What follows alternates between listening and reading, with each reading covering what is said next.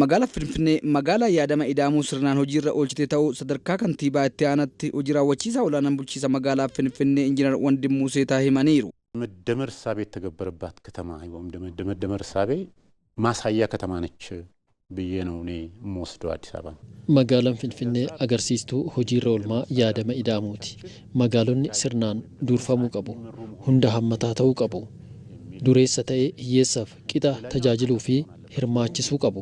Magaalaan waloo Itoophiyaanotaa ta'uu qabdi. Magaalonni jiraattota isaaniif magariisa fi mijooftuu ta'uu qabu. Hojiileen hanga ammaatti hojjetamanis kanuma kan agarsiisanidha. Magaalonni kenna tajaajilaa saffisaa fi bu'uuraalee misoomaa guuttachuu akka qabanis dubbatan.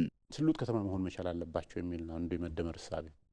ሳለጠ ሁሉንም አገልግሎት በተሳለጠ መልኩ መስጠት የሚችሉ magaalaan guddoo ta'uu fi tajaajila ammayyaa kennuu qabu kan jedhu yaadama ida'amuuti.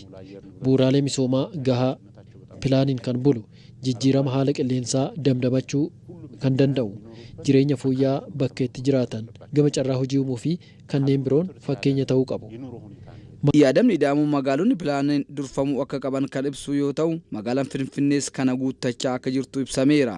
የመደመር ሳቤ ከተሞቻችን በፕላን ሊመሩ ይገባል። ከተሞቻችን ኮምፓክት መሆን መቻል አለባቸው። magaalonni keenya baadiyyaarraa gara magaalaatti sirnaan dhufuun ce'umsa biyyaalessaa mirkaneessuu qabu. Magaalaa qulqulluu magaalota biroof fakkeenya ta'uu dandeessudha. Magaalaan qulqulluu fi ammayyaa taate fayyadamummaa hawaasaa dhugoomsuun badhaadhina biyyattii akka milkeessan ammallee xiyyeeffannoo guddaan hojjetamuu qaba jedhameera.